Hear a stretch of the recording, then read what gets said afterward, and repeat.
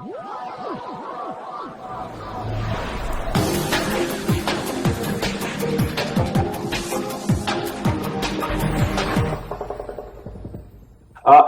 this is Subplot, of course, the podcast where the experts are amateurs and the sci-fi love is real. I'm your host, John Cadman, a 16-year aerospace engineer and pre-COVID swing dancer. Our lineup for the show today is Stavros, a project manager and fan of all Star Trek series, even the ones that you probably hate. But I like a lot of them, Stavros. I'm not really sure. Hey, I'm glad to hear that, John. Thank you. Adrian, taste. Yes. Gone. Adrian, a teacher and home arcade owner. Go ahead and say hi. You should have gone with the sci-fi love is professional there at the intro. That would have been cleaner. Oh, we can Edit that in post. right now. Vincent, an epidemiologist and part-time fisherman. That's me. And Charlie, a math teacher and nostalgia gamer. Also pre-COVID dancer. Two pre-COVID dancers, never to dance again. Thank you. They can dance with each other. Epidemic. It's a little horizontal mambo between between John and Charlie. It's good. Off the rails. Let's keep it going. You'll be in my bubble, Charlie. Okay. For anyone who's still listening, we have a bit of a different show for you today, if for no other reason the fact that I am hosting instead of your normal host, Stavros. But in addition to that, we're going to be playing a game of sorts. And to understand that game, we should go ahead and explain some of the rules. Our show today is about a book that none of us has any experience with. We've not read the book, and we do not know the general plot of the book. We've started with a standard copy of the Hugo Award-winning book, The Three-Body Problem by Liu Jinjin, and made some slight alterations. First, all of the page numbers, chapter numbers, headings, and any other markings that indicate where in the text you might be, they've all been removed. Second, that text has been separated into approximately 1,000 word fragments with some variation in order to keep actual whole sentences together. Third, a roughly equal number of randomly selected fragments have been arranged sequentially by their appearance in the book, that is to say by page number. But the page numbers have been still removed.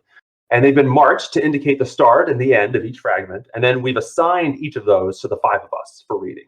So in summary, each of us has read 20% of the book that the others have not read. And we've only read it in short, separated fragments. So the game that we're about to play is to collectively determine the best version of events of the book through a 60-minute discussion. We've never played this game before, so this should be very interesting. I guess at this point, I'm open to suggestions about how we should get started, but my notes indicate that we should maybe start with a retelling of the book, each in our own ways. Is that sort of a good start forward? So is there a metric for how we win this game? Like you were saying, like the best version of this? Like, how do we win? Is there a win? Aren't we all winners, Vincent? I think that the win might be perhaps. I suspect we're going to read this book because I read the book. I read the 20% that I read, and I was interested. So I'm probably going to read the book again. I don't know if we'll do a podcast about it. Our viewers will just have to tune in every month and find out. But so we don't know if we're gonna win, is what you're saying. Like none of us know. None of us know. I wonder the readers might know. The internet might know. What % correct we are in terms of our assumptions of what the plot's like in the end. But also, like, what determines what's correct too, right? Because like we can do an extremely broad summary of the book. We can get very, very granular, right? So what determines what is right here is probably. I would say all of our statements get graded, and everything that's incorrect gets taken off the top percentage point. So you make 100 comments, and like 50% of them are true. We got a 50%, nice solid F. Wow. But there's a difference between like something which is true versus something which is absent, right? Something which is false, something which is absent, and I think that's the interesting distinction to make. You guys are we got a time limit. We got 55 more minutes, and let's just start playing. And The concept of scoring is not part of the discussion. So no winning. Okay. Actually, wait. Before we get started, I'm just curious. How sure are each one of you that you know how this book goes down? Like, give me a percentage. I'm just curious. I'm definitely sure that I do not know. I do not know the ending of the book. I'm pretty sure I did not get anywhere close to the beginning of the book, and I'm not really sure how the book goes because I actually don't believe the book is written chronologically. I think I have most, like, somehow I managed to get like 20% of the book and get like most of the key events or something like that. Like, I don't think I have the start of the book, but it clearly opens with Ye Wenjie. Is that right? Someone correct my pronunciation? I don't think any of us know like all the characters for sure because like, characters kind of popped in and out like fireflies in my section. She's being arrested by the government for reading Silent Spring. Like, I have part of that conversation, and it starts with her being like accused and thrown in jail, but I don't have like the end of what happens with all that. Okay, so it sounds like Charlie's going to start talking. Yeah, maybe we should have just Charlie start summarizing his. Yeah, then we can fill in the gaps, maybe. Yeah, let's do that. Because I also have some fallout for that. So sorry, I haven't. Give us a story synopsis. You know how Stavros gives us like the 3-sentence synopsis of the whole book. Like 3 sentences. Wow, that's generous. Some of it I get. So in the past, it seems like there's Ye Wenjie, and she gets thrown in prison, but she has the opposite to be taken to like the Red Coast facility. Mm-hmm. Where they're actually running radiation experiments to like melt satellite electronics as like the ultimate like counterintelligence weapon or something like that. But somehow she gets access to the dishes and can use them to receive signals, and she picks up a signal from aliens. There's actually a chapter from the point of view of one of the aliens picking up a signal she's sending out about being from Earth. Mm-hmm. I'm missing exactly what their conversation is, because the rest of the book seems to be about these aliens decide they're just going to take over Earth, and they're like developing like fewer dimensional protons to screw with us. Mm-hmm. But also, like, I don't have the context for what's this video game they send to Earth to get us to understand their weird problem with the fact that their planet has 3 suns, and so it's like they have to go into hibernation when it's like super cold and turn into like, you know, like, and dehydrate. There's lots of people yelling rehydration like when the seasons come along. And so all right, so let me but I've like already jumped around a bit, so that's pretty good there. Yeah, but then in the future, like, she discovers that there's like an entire organization built around helping these people take over Earth because humanity is a plague destroying the environment. All right, so like from this point, do people have a bunch of stuff to fill in? Yeah, probably. That's a pretty good start. So I think that at least from my section of the book, I think they're very complementary to yours. But like, if I were to summarize the book in like a few sentences, essentially humans are not alone. There is another civilization out there called the Trisolarians. Yes. And we also have the people on Earth. And essentially, right around the time of the Cultural Revolution, there's like Yi and a bunch of these characters, like these Chinese people who are, you know, slightly disaffected with the world. And there's like another, like an American who is also kind of like, you know, Rachel Carson's Silent Spring kind of an advocate. Basically, their point of view is that the Earth is falling apart. Humans are doing a very poor job of caretaking it. A lot of species are going extinct, and they believe that they need an external species, an alien species, to come in and take over Earth in order to better manage Earth, that humans don't deserve Earth, essentially. And so they've been sending out these beams to the Trisolarians saying, hey, you should come here and take over the world, and we humans, some of us humans, will help you take over the Earth.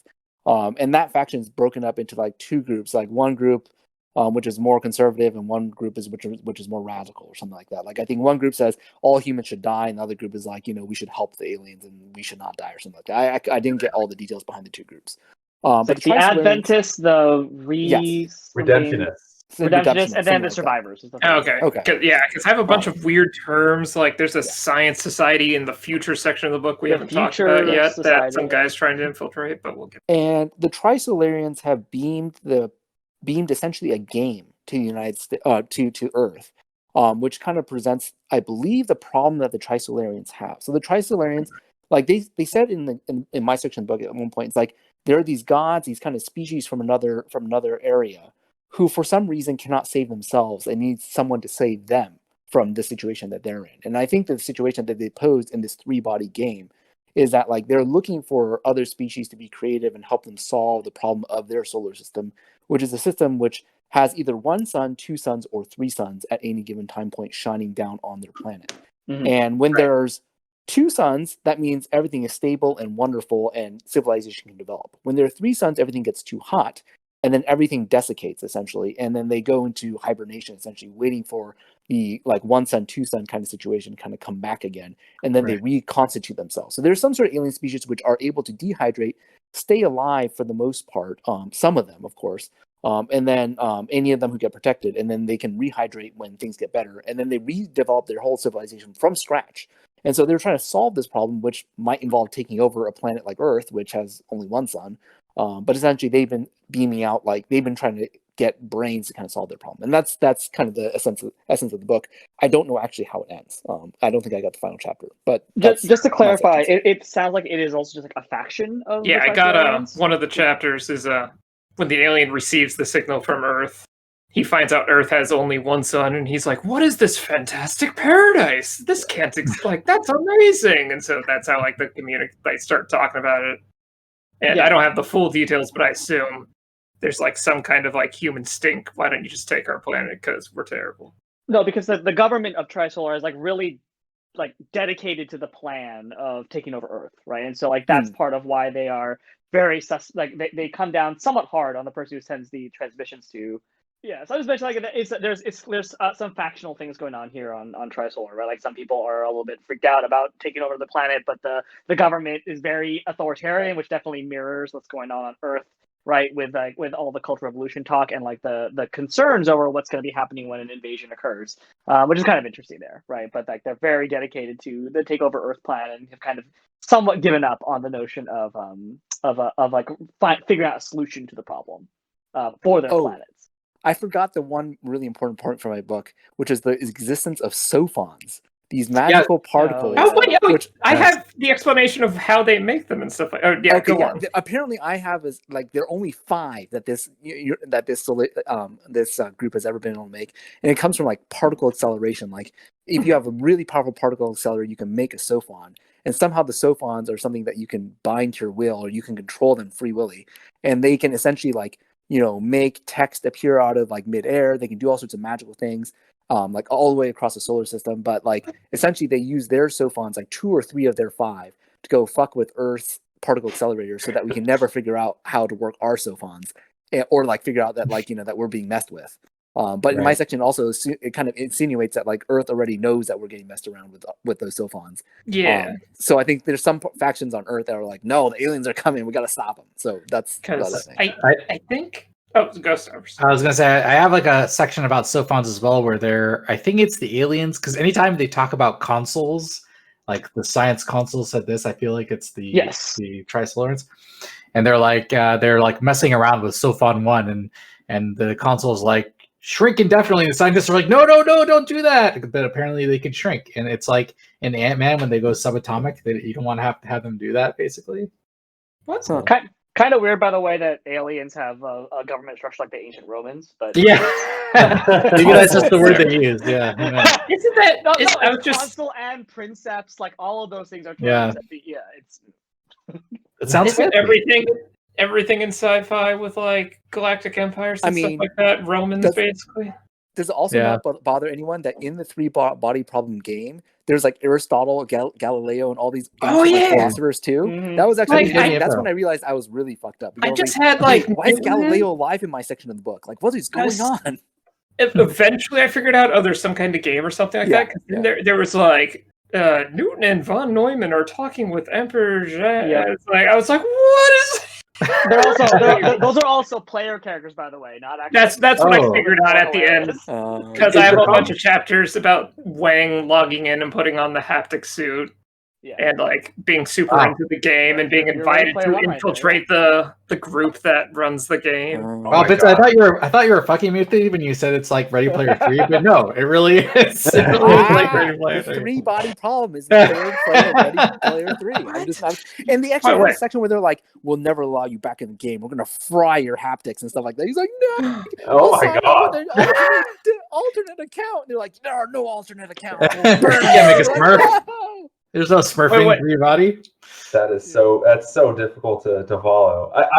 So I didn't know. There was no introduction to the game or even the haptic suit or anything like that. So the whole concept of the game was very, very difficult. I assume that like all of the historical figures that sort of show up in the game.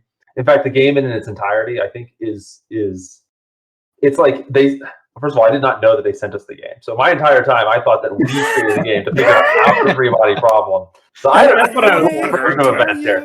But I think that the historical figures, like the game's been sort of messed with in order for humans to sort of understand it. So it's not full of Trisolaran people.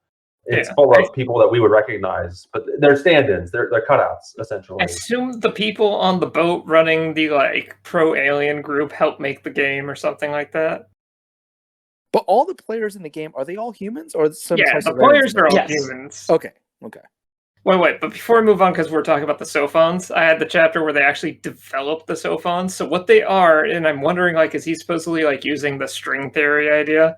It's like, apparently they unwind a 9-dimensional proton into only, like, 2 dimensions. And there's like a chapter where it's like, we screwed up and made it only 1 dimensions, and then it was weird on our planet for a while, and then we unwound it into accidentally 3 dimensions, and then there was weird little geometry shapes. But then we figured out how to do it. We sent it to Earth to screw with their science so that they couldn't develop more science, and they would be sad.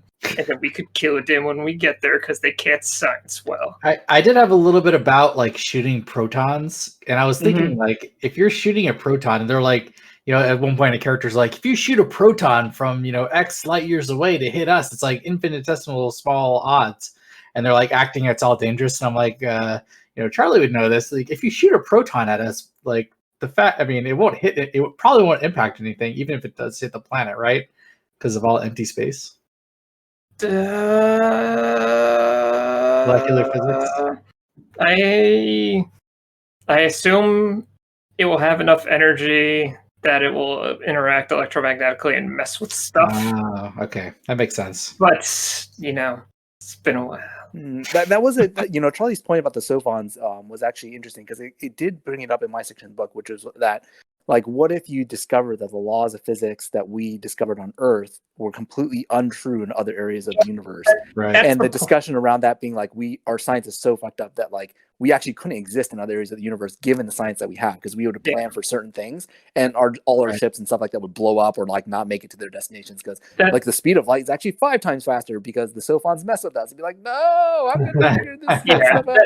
That is the point of Sophons, is to mess with our particle accelerator so that we learn particle physics wrong. And they're like, but what if they figured out? It's like, well, we already ruined the thing that would help them figure out particle physics, so they're not going to figure out the particle physics thing messing with their particle physics. There's in my section, I have a few, I don't have much, but I have a few holes I can fill, I think, in what you guys have mentioned. Maybe it's not filling holes, but like they during an interrogation of one of the characters, I found out that they sent exactly 2 protons to Earth, and they believed it was specifically the way you guys described it. Like it's meant to basically stop our scientific advancement, and that's partially because the Trisolarans have also figured out that the human race has been able to.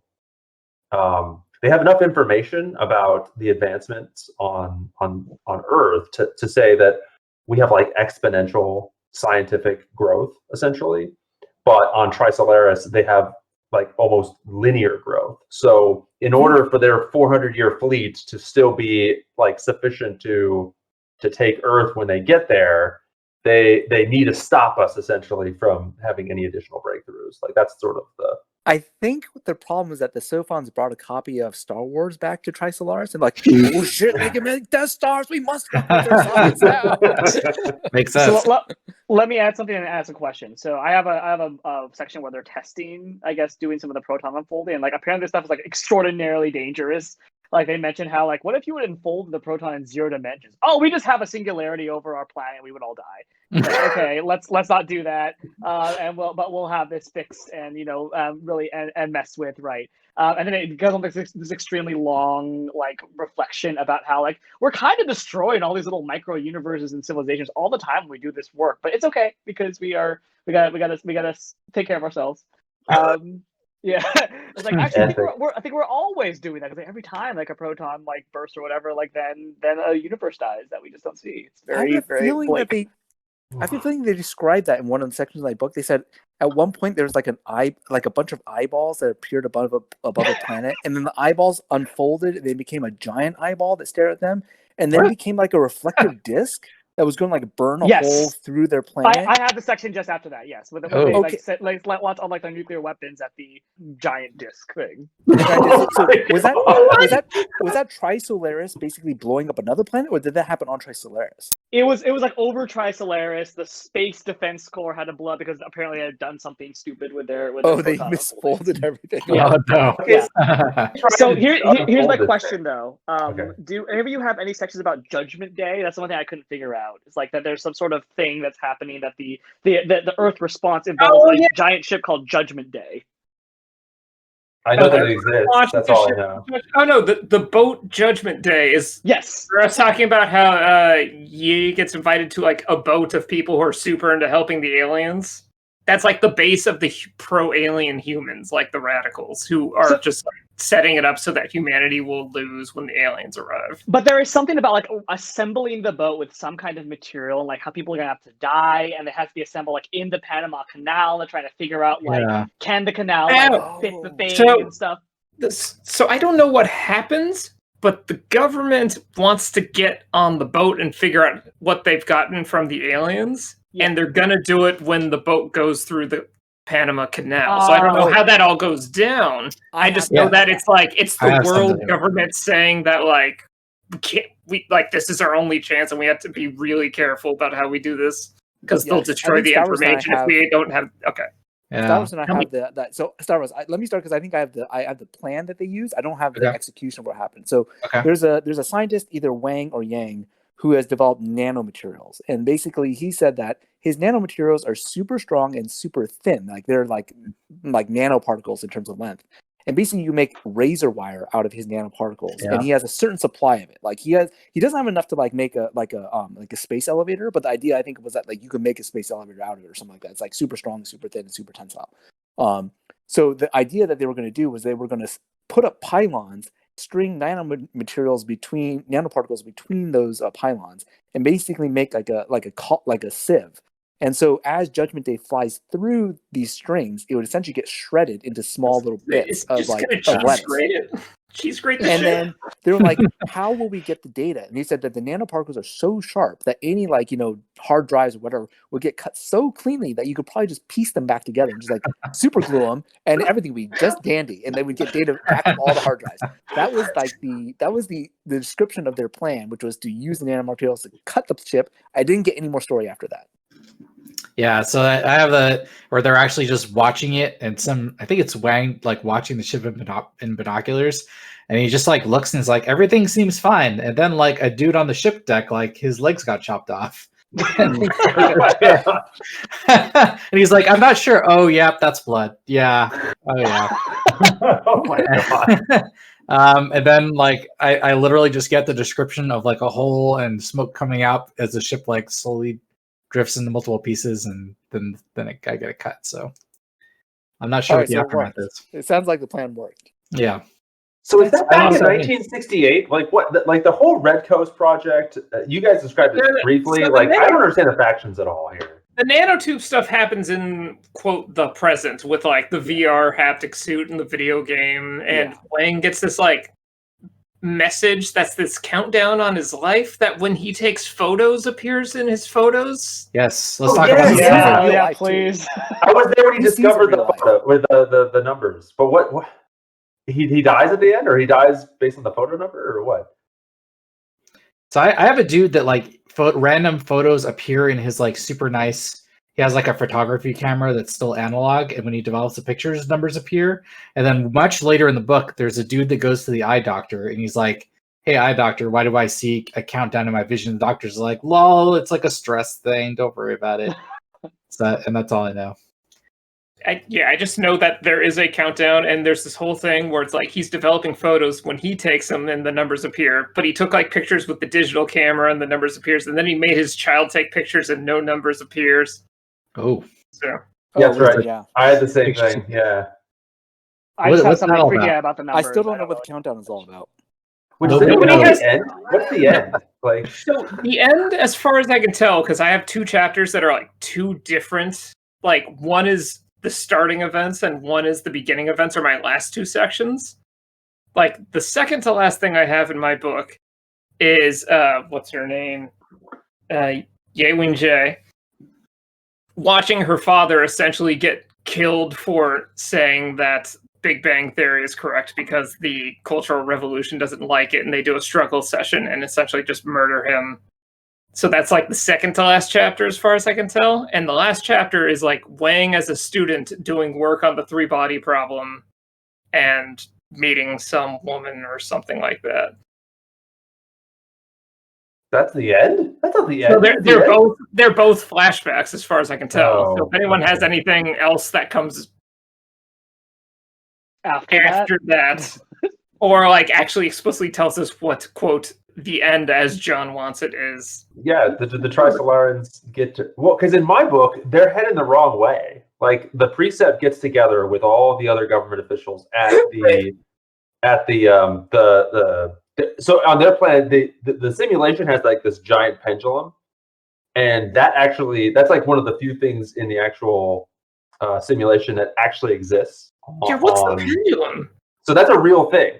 They built the pendulum in order to hypnotize what they believe God to be, in order to distract them.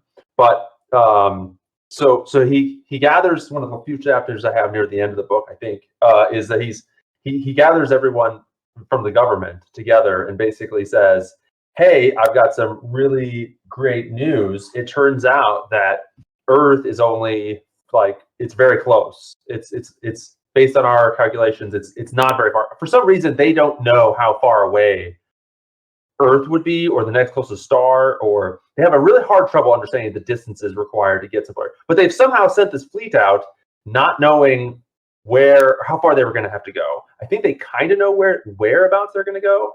They're trying to get to Earth, the source of the message. Anyway, so he comes back to them and says, "Hey, good news. We have information that says that it turns out it's not that far away, but our fleet is going in the wrong direction, or it's not going where it needs to go. And it turns out we don't have enough fuel to like change course, so we're screwed," or something like that. And that's kind of where it ends. So like, that's what I'm trying to figure out. Like, the whole book is about the Trisolarans trying to take over Earth. Do they get there? Like, what happens? Like, are they unable to calculate like astral distances because in a 3-body system they have unpredictable orbits, which makes them like unable to like kind of figure out how far away stuff is? Is that what we're getting? Like actual physics stuff? I think that's correct. They don't know. They had to figure. So they got this message from Earth, or they sent a message out, maybe in all directions, not knowing, and then they got a response back, and then based on how quickly they got a response back, the ping, they were able to determine how far away it was, how far away Earth was. I guess. I think. Okay. My fragments are not very helpful for understanding. So my ending in the book, the final thing that I had was said that the Earth people were able to prove that the fundamentals of physics were invariant across the universe, somehow by creating 3 magical pool tables. And they just shuffled these very expensive high-tech pool tables around the Earth and found that like every time they simulated the physics, it was still the same, even though the particle accelerators had gotten messed up with the sophons. They came up with a different way to show that physics really does work across the universe. And so that's how they ended my section. Maybe insinuating that humans can now venture off into space without any fear of their science breaking. That might be the actual end. That, and it was a very weird flashback in my second to last section, was a Trisolarian receiving the first message from Earth, and like they were saying, hey, is there anything out there? And then the Trisolarian who was in charge of the listening post was like, this could be the salvation of an entire civilization if I send this message. And he does it, and he hits this big red button. It says, "Do not answer to us. Do not answer to us. I got the do phone not right answer after. to us." Yeah. Okay. Yeah, and I right after that, I think it's Yi that gets the message, and she goes and she works at the Red Coast place, which is apparently populated by really smart people that are all trying to act really incompetent, so they don't have to stay there because it's a really remote, shitty outpost apparently. And she gets this message, and in my section she tries to destroy the message, and I'm not really sure if she's successful at it. It does seem like there's an element of on Earth that is pro Trisolarians trying to come here, and then another faction that's against it. So she is kind of successful, and part of the problem is that you are in a moment in China where there's a lot of political pressure. There's this moment where they're thinking about the political symbolism of shooting a signal into the sun and how that might be received and how you might be purged if people read it the wrong way. And this is where Ye starts dropping bodies. You all catch that? And she kills two people to protect the signal essentially because there's a super politically connected dude who has been secretly compounding all of Red Coast signals, and so he catches that not only has she received that she has received something and hasn't told anybody. She's also secretly responded, but that was done on a separate system. And so, but at the time she's pregnant with another another high level dude on that baby, and he's hey, I don't want to mess with that. Let's keep it quiet and let's handle this well. And it's oh, he just wants credit for this. And so she just goes and gets a wrench and just kills him. Oh shit! There's a lot of horror in this book. She kills the father of the child. She kills her husband. Did she kill her husband or when he's trying to go, when he goes down oh, there's a problem with our wiring because of this clay and all this, and so we sent one guy down. That's not enough to do this job. I'm gonna go and help them, and then it kind of implies that she got cut his wire when he's dangling down. It's yeah, and I couldn't quite figure out why she did that beyond wanting to control the communication between them and the others, because of course she so believes that we need to handle this a certain way in order to save the Earth. I also have the last message the Trisolarian sent, which is amazing. What is it? What is it? Your bugs. Oh yeah. So does that mean that do we get squashed? I mean, that kind of sounds a little frustrated. So it's just that on the I also got a segment where someone's getting chewed out for even communicating at all with the humans. And it's we need, and it's you're the only one that's not going to get dehydrated. I'm going to dehydrate everybody else in your section. So 6,000 people get dehydrated because of your mistake, but you get to live and see that this is hopeless. And that whatever you try to do for them is not going to work out. That message that your bugs is just there, try to get people. It's this culture which is so circular that kind of is really focused on death. When I mentioned that thing about the existential dread of blowing up other universes, the prince is I'm gonna go and tell everybody that. I'm gonna go and publicize that because we need to get our people ready for the extermination of a race. And so for them to accept that we are out there and just destroying peoples all the time, right? That we treat them as bugs, all of that is in service to our survival. That we are a culture predicated on survival. We have not had the space or time to develop anything beyond that. No, there's no culture, no art, no whatever, right? And so we are going to get all that stuff for ourselves because every other culture of ours that has tried to do that stuff has failed and has not been resilient enough to handle the chaos era. I'm so confused. Okay, so do the Trisolarians have this person listening for things? So in my part of the book, it's pretty obvious that the Trisolarians they can't stay. They're only one. There's some event that occurs where the suns could get too close or explode, or star could explode, and they will die. So they're always in peril. There's a whole chapter about how the chaos eras and all this stuff happens, and essentially they talk about how their system used to have 12 planets, but now they only have one because they all eventually fall into one of the suns because the orbits are too chaotic. Right. So they have to leave. The Trisolarians have to leave their home world. And to be honest, their 3-body problem, they're failing to solve it, and it's desperate. Like they need they need a hope. They need something. So they have this like guy, the listening post, who's listening in the universe, and they're sending out messages to try and find out where they might go. And specifically, they don't know how far they need to go, so they can build this fleet and they're doing all this stuff. Why are they effing with the Earth? Like it seems like they should be very excited to find out a message came back from Earth, right? Because they want to take it over. Because they want to move to Earth. They do think the Earthlings are bugs. Yeah, they essentially do want to go there and take them. Yeah, and that's the thing. I don't have the details of what she sends out to the aliens, but the fact that she's into Silent Spring, and I'm like, is she encouraging them? Anyone have that section?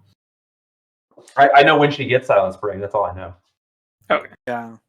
I also remember when sends. she's one of the like leaders of the pro Trisolarian groups, along with like the super radical American who's like all about like all Earthlings should die because Earth deserves better than us.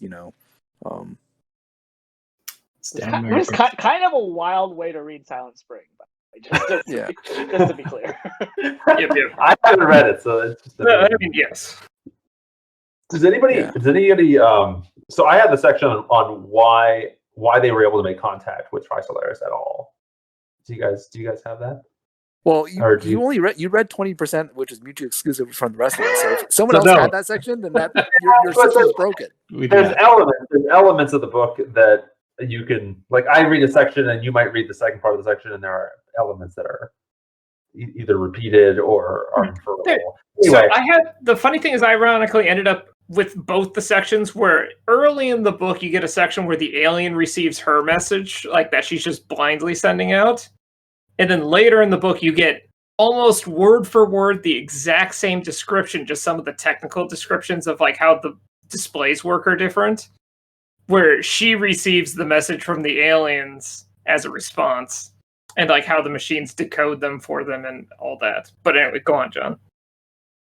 So essentially the sun has like there's multiple layers in the sun, and it's able to so like in the very deep core there's fusion going on. It's releasing gamma rays, but those gamma rays don't get out because there's like a layer of particles just outside the core that absorb all that, and then they sort of get heated up, and then they re-emit like X-rays and et cetera, and until it gets out to the very edge of the sun. That's the light that's it's just sort of either visible light or it's infrared, and that's sort of the most of the energy that's emitted from the sun is from the surface, and all the other energy is sort of absorbed and reabsorbed. So like light from the center where fusion's occurring takes thousands of years. It takes a long time to get out and then emitted.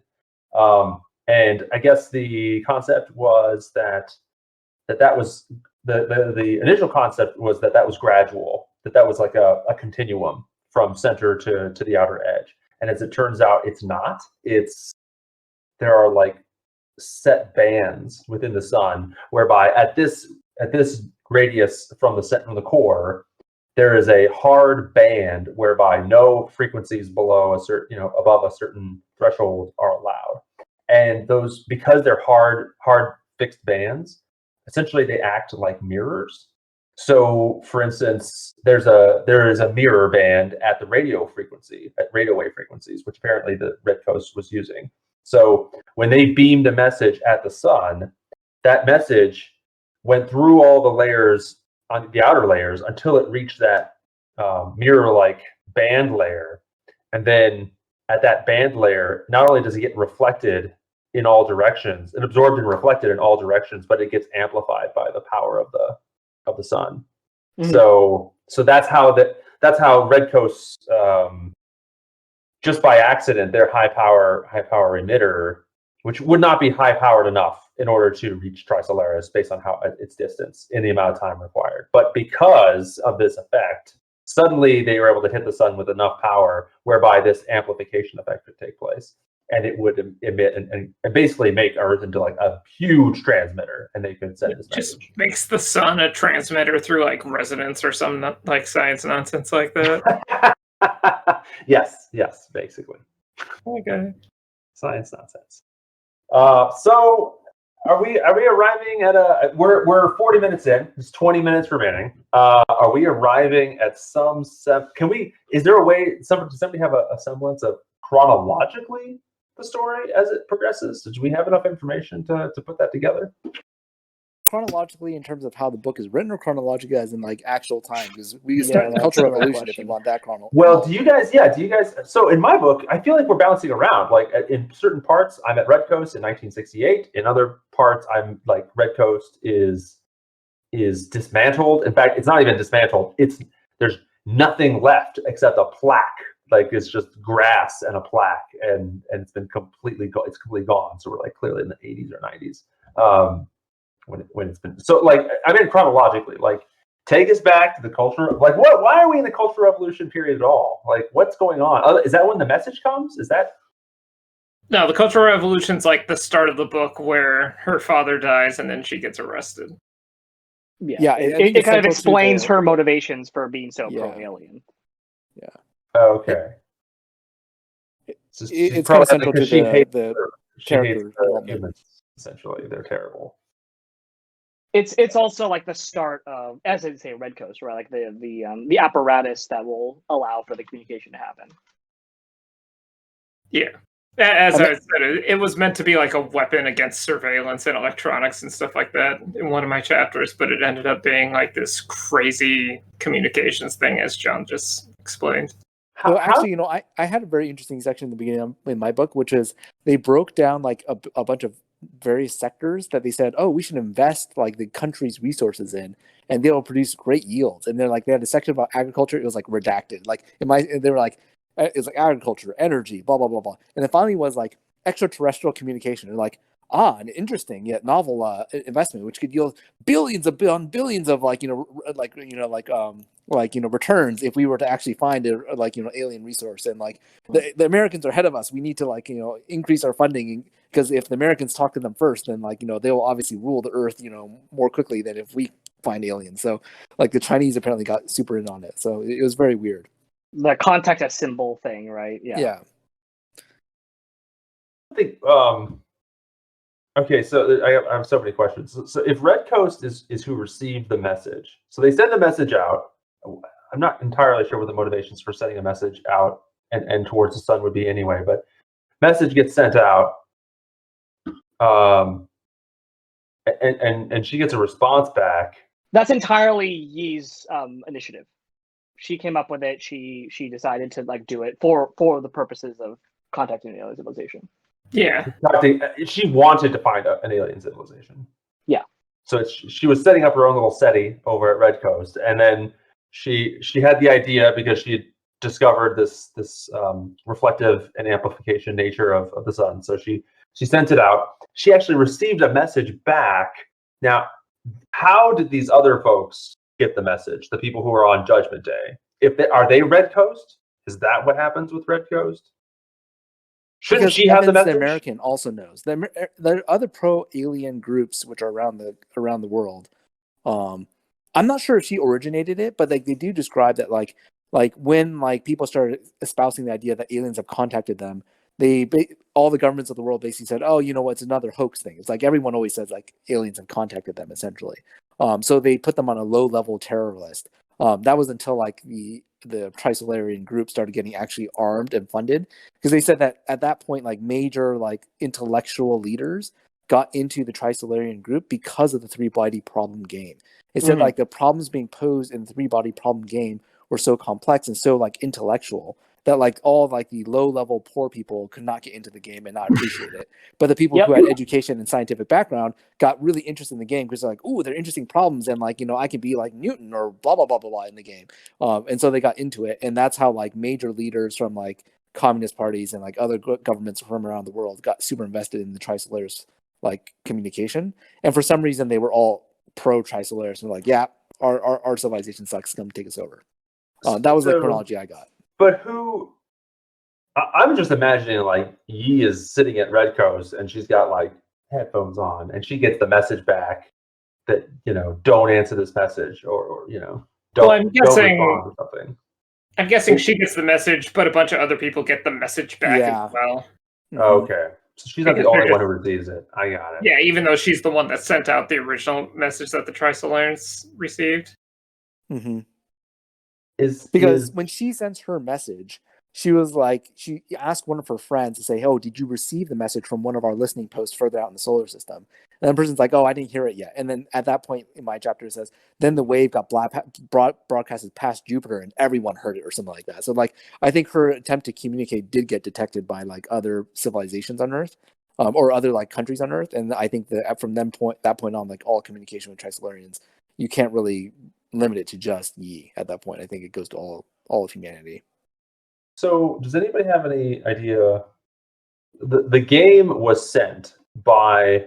So my concept is: does anybody understand why the game was sent? Because it seems like the Trisolarans are hostile. They sent both the game and the Sophons, right? So what's the purpose of both of them? The Sophons are fuck with the science, right? Like just disinformation on science. So what was the game for? Just to Didn't someone just explain that the game is essentially to stimulate Earth's intellectuals to be like, oh, this is a really cool thing with this really cool civilization. They're way better than us, so we should just sabotage the rest of human development with them. Was it maybe did the game come first and then they sent the Sophons when they're like, oh, these guys might be a threat or something? I'm not sure about that in terms of chronology, but I did get from the purpose of the game was like, one, it was to convert some humans to the cause, but I also got this vague suspicion that like the game was also like the way it was phrased was like the 3-body problem. It was like, exactly. Do you have a way to solve our problem? Is there some way that we can use the Sophons or like some nuclear technology to like blast one of our suns or like change our orbit? Like, you know, using your science, which is exponential, like John put it, like, can you come up with a solution to our problem? But at the same time, we're going to put a cap on your science using Sophons, meaning that we want you to solve our problem using existing science. But if you got any more advanced, our fleet wouldn't be able to beat you. Just in case you can't solve our problem, we want your planet. So like they're kind of hedging their bets at that point, is what I got. Does anybody know if the Trisolaran fleet actually gets to Earth? Does anybody have that? Didn't Adrian say they fly the wrong way? Oh, okay. No, John did, right? I have no idea. I don't. Yeah, okay. I just it keeps being referenced in my sections, but I didn't get it. I got no space battle. There is no space battle. Considering that we got the "you are bugs" and then no follow up, I'm going to assume that means that they just don't show up and we somehow trick them or hide our location. They're supposed to show up like 500 years in the future or something like that. Yes. So it's not like they would have shown up in the terms of the book. What was the deal with the countdown? Who has the end of the countdown? Let it go. I don't know the answer. So another question that I had was, so the game is to mess with them or to find a solution to their problem. I did not have the context of what the Sophons were or in what way, but it seems to me that you guys were talking about them. They were doing experiments with their own Sophons. Protons that do magic. Okay, so they're trying to solve the Sophons that they're experimenting with on their own planet, in their own sort of atmosphere, I guess, is something, or they're above their planet. They're trying to do something, and I'm guessing it's to protect themselves. Like it's to send them to Earth and ruins Earth's science progression. No, they said two, but they have. So I have a section. I have a section whereby they take a proton and they unfold it into 2 dimensions. Sure. And then it unfolds completely around their planet in a sphere, and they're using like laser beams to essentially like stabilize it and hold it away from their planet. So they have this. They have I'm guessing like a 2-dimensional sheet that unfolded from this proton that completely envelops their planet, and then my section ends. My fragment ends. So I'm like, I don't know what they were doing. I don't know how they did it. I don't know, did it work or whatever they were doing? Did it have any value? So they made the first space M&M. Is that the thing that turns candy shell? Is that the thing that turns into the eye that Adrian was talking? Wait, that I was talking about. Yes, there's definitely eyes. Why do I think Adrian talks about it? It's because you think all the Asian people are the same. I couldn't even hear already to racism. So Adrian's smart. We all get it. All right. So there's some. I don't feel like there's resolution on some relatively important. Let me ask about that actually, because I have a section that makes me wonder. Does Wang solve the problem? Because like there is a section here where it's like, it talks about going to a Buddhist temple, and like that's where That's what I was saying. It's like it's in the past him working as like a student, and he goes to this Buddhist temple, meets someone, but she's super impressed with like how she found like some sheets that he had been working on or something. And she's super impressed with like the mathematics tricks he is using to figure it out. So like I'm guessing, like my blind guess is that this is a flashback of like essentially the specific problem he has already come to some kind of advancement on, that if he got, I don't know. I don't have an answer for that, but I have some strange sections that may be related. Like, does anybody have any sections or plot lines related to specifically about computers, like the development of advanced computers on Trisolaris? That might be different. I got a Fortran reference. Is that what you wanted? Oh God, you know that's what I wanted. Yes. She learned about something called Fortran, which allowed you to program using a language close to natural language. You can even type the mathematical equations directly into the code. Oh God. Oh my gosh. My section is like von Neumann is explaining to like the Emperor that they can make computers using and or NAND gates, essentially, but using human beings, like holding using flags. People, yeah. Okay. The point, but apparently they were able to, like, that seems stupid apparently for them to do, but actually they can do it because the Trisolarans are actually like reflective in the sun. So but that's in the game, right? Is it only in the game that they're reflective? Okay, they're not actually reflective. The fact that it's von Neumann and Newton means it's like something happening in the game. Like I had no context for that, but later on I figured out, I was like, oh, it must be like an event in the game or something. Okay. So we got 8 minutes. Let's try to string this together. There and just chime in and stop me when you get to something that seems to be wrong.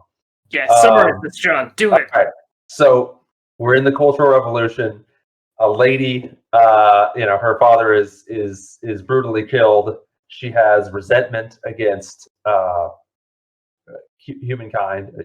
She has resentment nonetheless. She ends up at a secret military facility run by, I'm guessing, China. The facility is meant to do something. It doesn't matter. It has the ability to send microwave messages or radio messages into the universe. She sends one to the sun.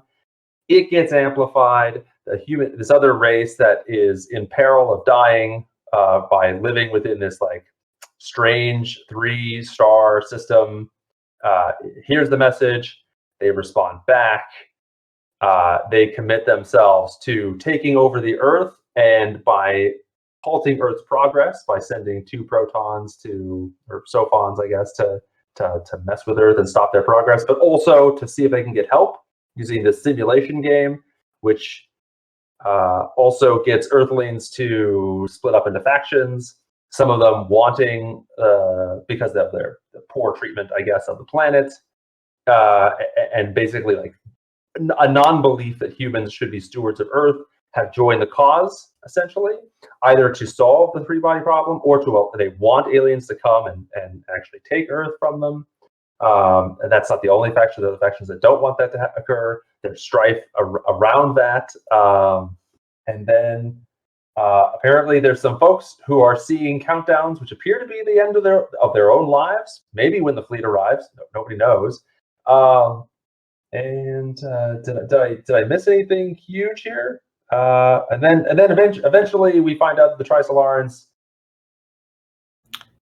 they think Earth is actually quite close. They didn't know how close Earth was. It's quite close, but it doesn't look like their fleet's going to be able to get there. The end? Is that? I guess we're not sure if the fleet is still on the way, or if we've somehow deceived them into not getting Earth's location. I kind of feel like it's the latter, but I'm not sure. That we deceived them?